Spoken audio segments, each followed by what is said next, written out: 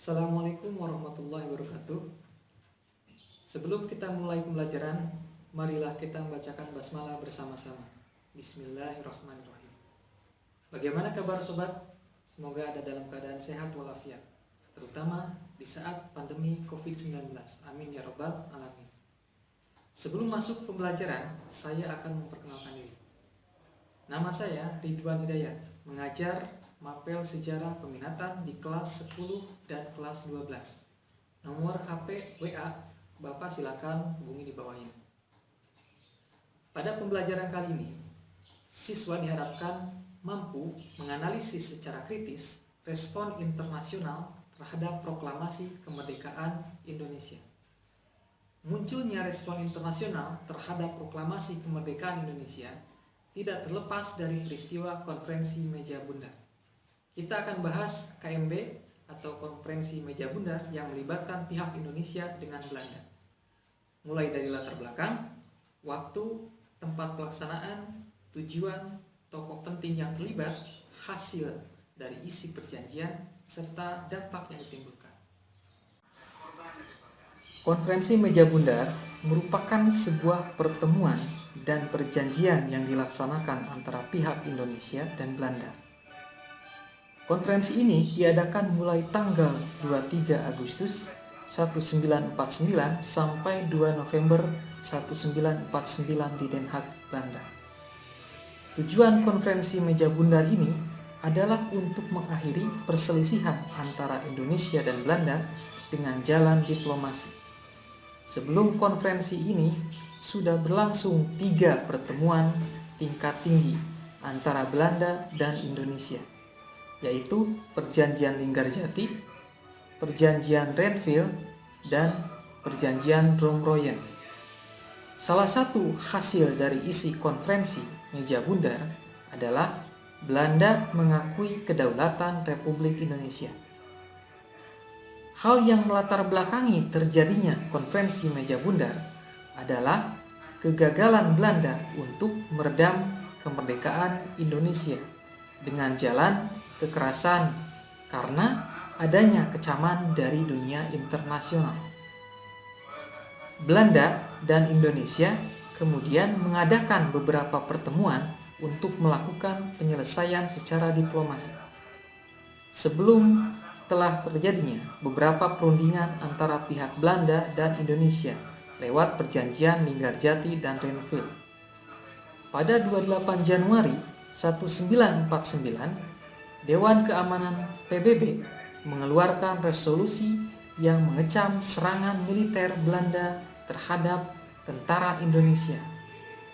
Dewan Keamanan PBB juga menyerukan diadakannya perundingan untuk menemukan penyelesaian damai antara kedua belah pihak. Usai dilaksanakannya Perjanjian Romroyen pada tanggal 6 Juli, rencananya akan diadakan lagi konferensi yang akan diikuti oleh para tokoh yang masih diasingkan di Bangka. Sebelumnya diadakan terlebih dahulu konferensi inter-Indonesia di Yogyakarta antara tanggal 31 Juli sampai 2 Agustus 1949. Konferensi inter-Indonesia dihadiri semua otoritas bagian dari Republik Indonesia Serikat yang dibentuk pada waktu itu. Pada partisipan setuju mengenai prinsip dan kerangka dasar untuk konstitusinya. Pada tanggal 11 Agustus 1949 dibentuk perwakilan Republik Indonesia untuk menghadiri konferensi meja bundar di Den Haag, Belanda. Konferensi meja bundar diselenggarakan di kota Den Haag, Belanda. Waktu pelaksanaannya diadakan mulai tanggal 23 Agustus 1949 sampai 2 November 1949. Tujuan konferensi meja bundar diantaranya yang pertama adalah mengakhiri perselisihan antara Indonesia dan Belanda dengan cara melaksanakan perjanjian-perjanjian yang sudah dibuat antara Republik Indonesia dengan Belanda, khususnya mengenai pembentukan negara Indonesia Serikat atau dikenal dengan nama RIS. Dengan terciptanya kesepakatan meja bundar, maka Indonesia telah diakui sebagai negara yang berdaulat penuh oleh Belanda, walaupun tanpa Irian Barat.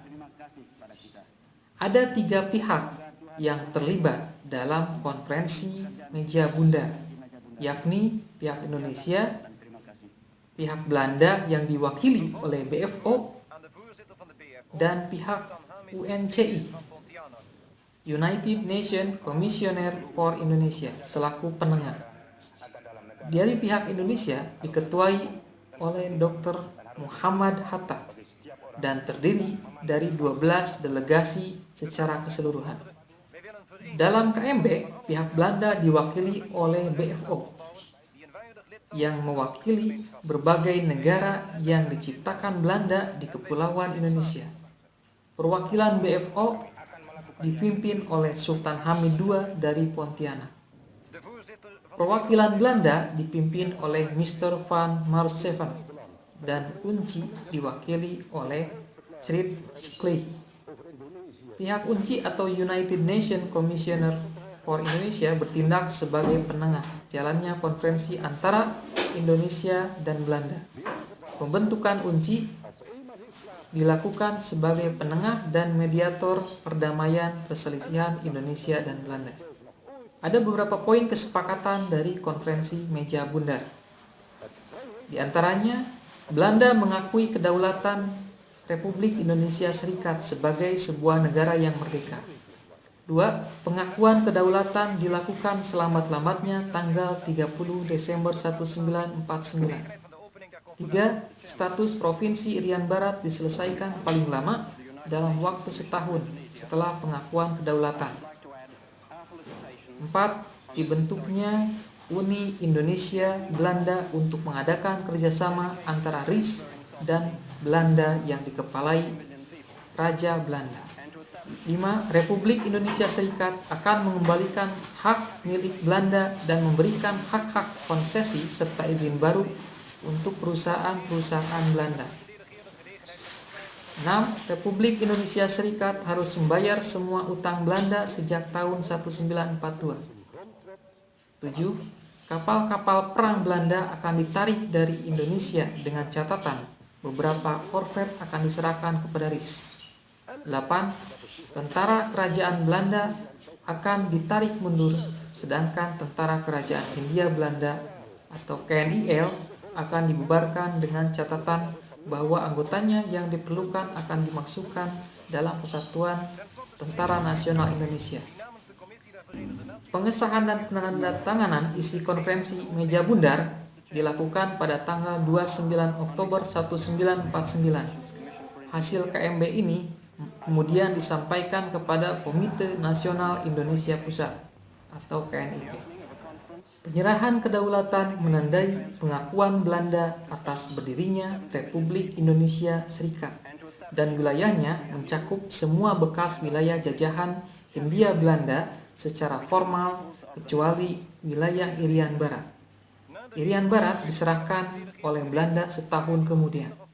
Setelah menyimak tayangan tadi, silakan analisis terlebih dahulu dan buat 5 pertanyaan berkaitan dengan konferensi meja bundar, terutama jika dihubungkan dengan respon internasional dalam upaya kemerdekaan Republik Indonesia.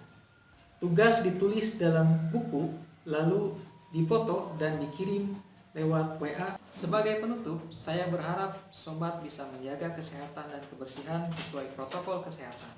Semoga pandemi COVID-19 segera berakhir. Amin ya rabbal alamin. Kita tutup pembelajaran daring dengan membaca hamdalah bersama-sama. Alhamdulillahirabbil alamin. Wassalamualaikum warahmatullahi wabarakatuh.